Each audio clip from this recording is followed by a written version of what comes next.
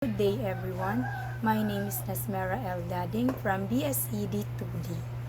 We are the 19th reporter. Our reporter is tourism and extremism continue threats from radical ideologies.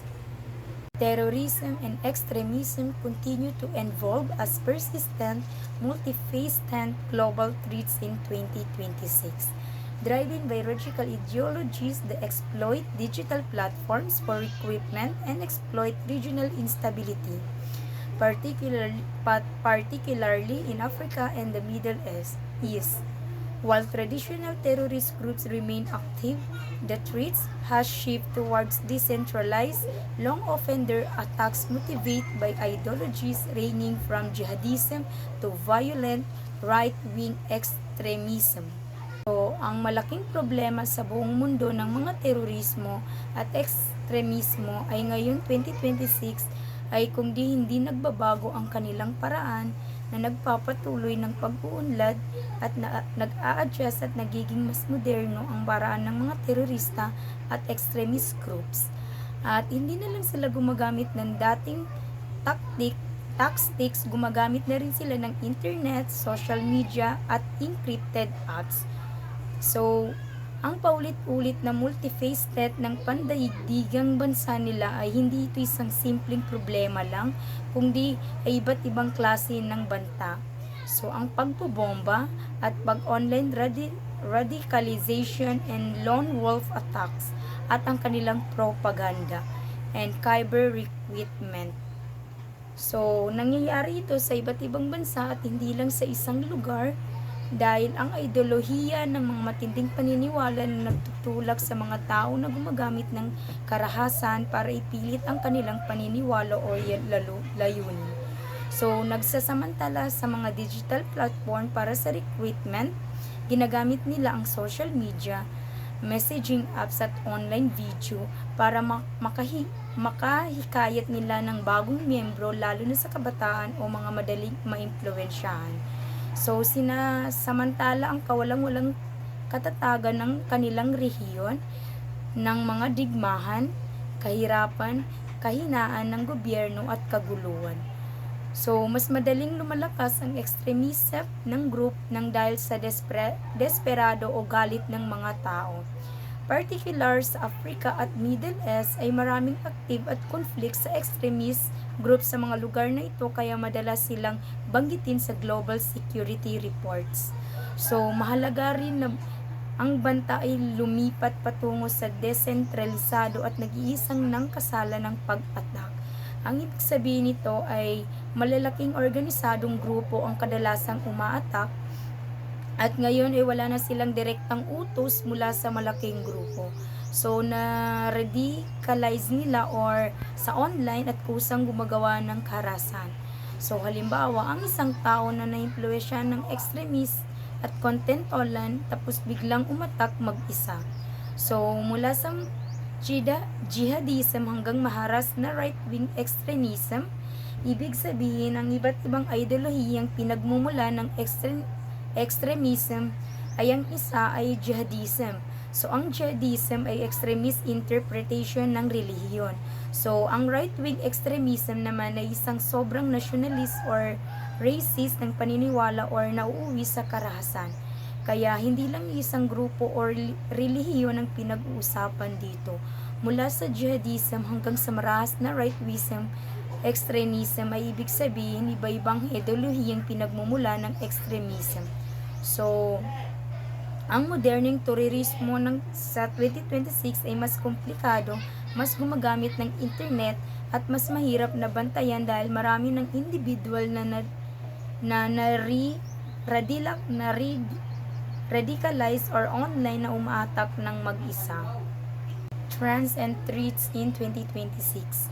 Digital radicalization or youth targeting. Extremist groups increasing utilize social media, gaming platforms, and AI to target your individuals, creating an alarming trend of youth involvement in terrorist plots. Online radicalization happens rapidly, often leaving little trace for authorities. So, may mga grupong ekstremista or terorista na mas gumagamit na ngayon ng internet para makahikayat ng mga bagong miyembro lalo na sa mga kabataan. At hindi na lang sila sa lihim na personal na pagre-recruit, ginagawa na nila ito online gamit ang social media, ang Facebook, TikTok or Telegram, or online games at gaming chats. Ang AI tools at bots para makipag-usap at mapagkalat ng propaganda.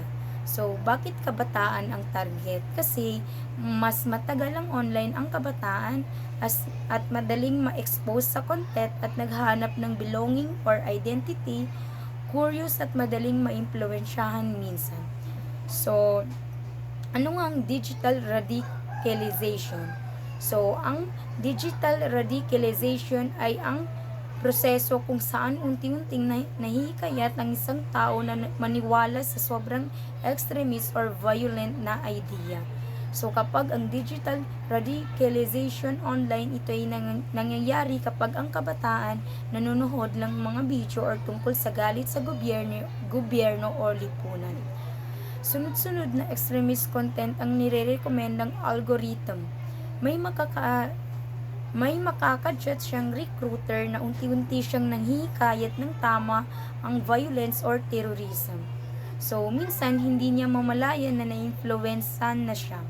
So, delikado ang AI dito dahil sinasabi sa statement na gumagamit na rin sila ng AI dahil pwedeng gumagamit ng fake videos, fake news at propaganda.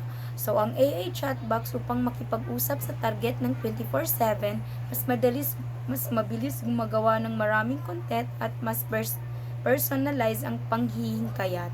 So, ang AI generates speeches or fake image videos or automatic message para makahikayat.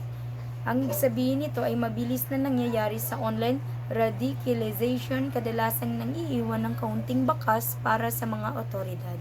So, mabilis din maimpluwensyahan ng mga tao sa online dahil sa private chat at encrypt apps na ginagamit nila. So, minsan, anonymous accounts kaya mahirap ma-detect ng police or authorities bago may mangyaring masama. So, parang ilang linggo o buwan lang ay pwede radicalize ng isang tao na wala masyadong physical meeting or ebidensya. So, sa madaling salita, ang warning ng statement ay habang papunta na sa 2026, mas nagiging high-tech ang recruitment ng extremist group at mas ginagamit nila ang internet games para makahingkayat ng kabataan ng mas mabilis at mahirap matukoy. So, lahat ng gaming or social media ay masama dahil ang concern ng mga tao or ang mga kabataan ay kung paano ito inaabuso ng mga iba't ibang grupo. Decentralized lone offender attacks that treat as involved from large group conspiracies toward individuals or small cells acting independently, making them harder to detect and disrupt. So, ito ay nagbabago ng mga paraan ng paggawa or pag-attack ng mga extremist or teroristang tao or ang kanilang grupo. Dati kasi, kadalasan malalaking organisasyon or maraming miyembro,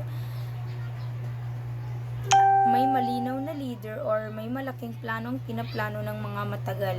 Dahil marami silang tao or communication, mas may chance na mabantayan ng intelligence agencies or may matres na usapan or makuha ang kanilang information ng authorities.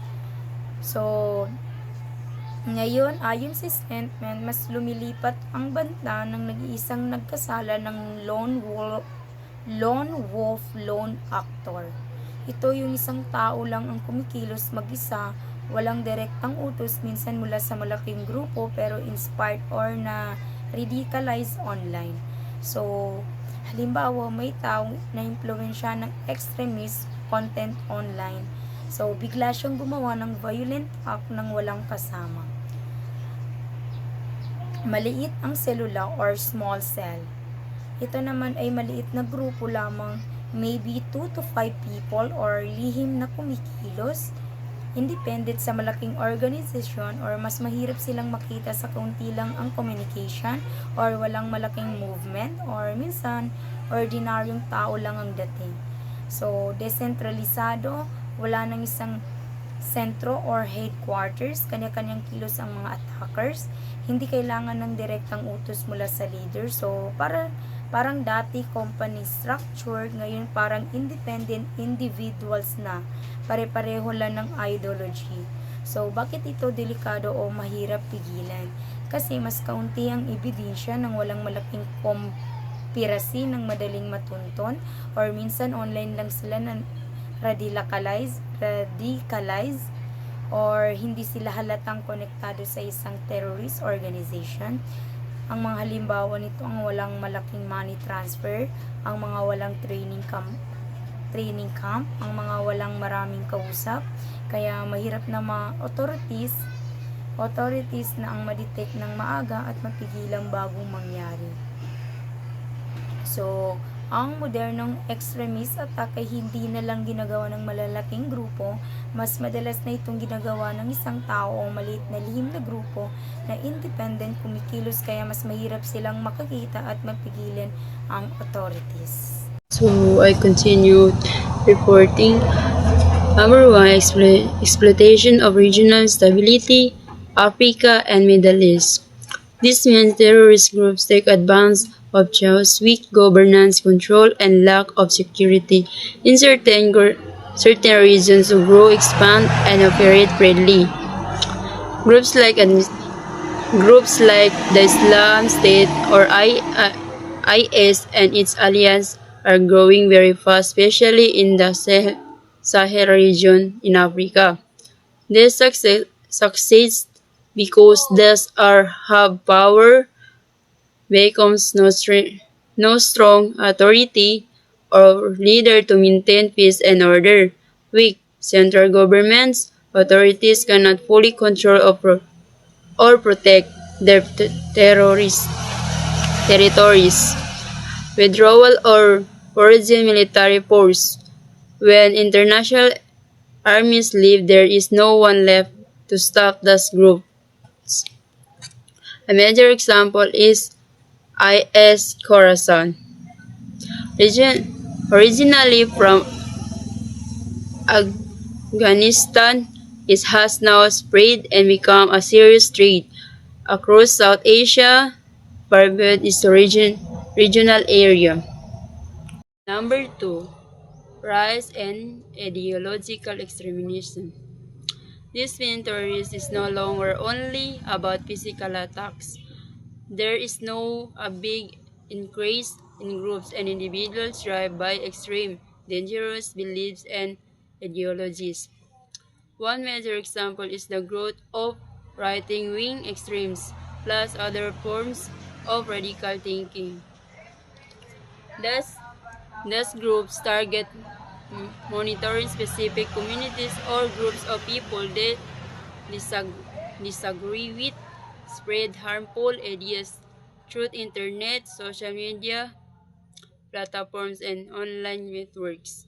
Use the channel to influence, recruit, and radicalize people globally, even from conflict zones. Number 3, weaponization of technology. Terrorists now use modern technology as a tool or weapon to make their operations secret, safe, and hard to stop. They use it in two key ways. Number 1, bypass surveillance. They use encrypted communication platforms, apps, or systems where messages are locked or hidden. Governments and authorities cannot read, track, or trace their plans, meetings, or instructions. Number 2, funding and finance. They use cryptocurrencies, digital money to collect, send, and transfer funds. Unlike bank transfers, thus transactions are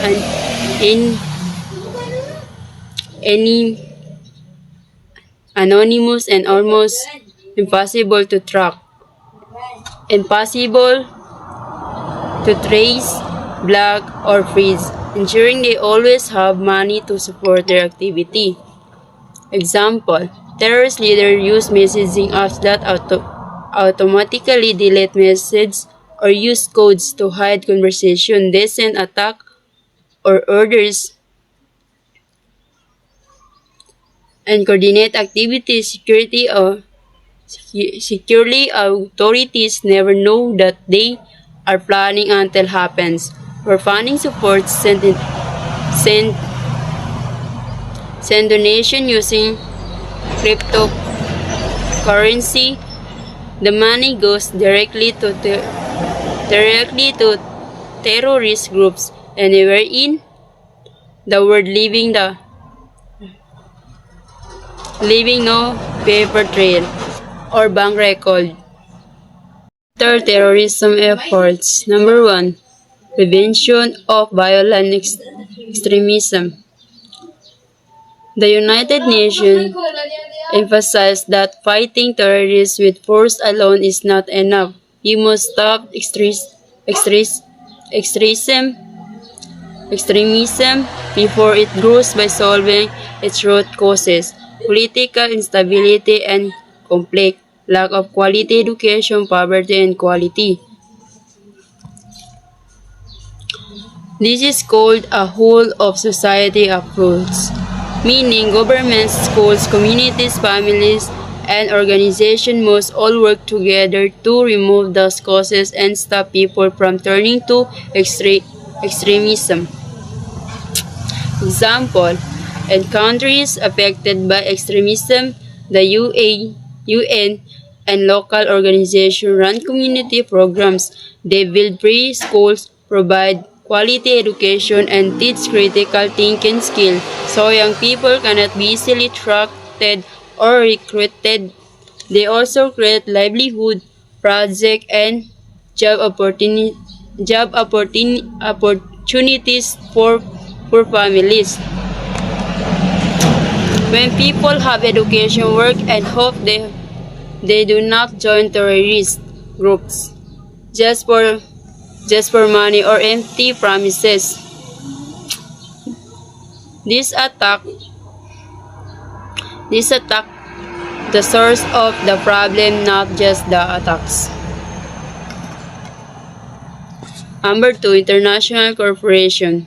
Since terrorism crosses borders and is a global problem, countries work together through bodies like the United Nations Office on Drug and Crime.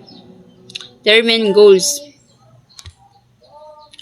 stop the illegal flow of funds, weapons, and supplies to terrorist groups across borders. To manage foreign terrorist fighters, people who travel abroad to join wars or training camps. Country.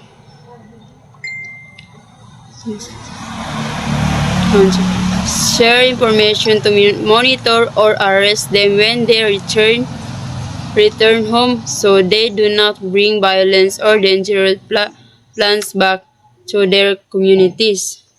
Examples: over 190 countries follow the same rules and share intelligence through UNODC. If a person travels from Europe to Syria to join a terrorist group, burden authorities worldwide get alert. When that person tries to return, to smuggle weapons or send money to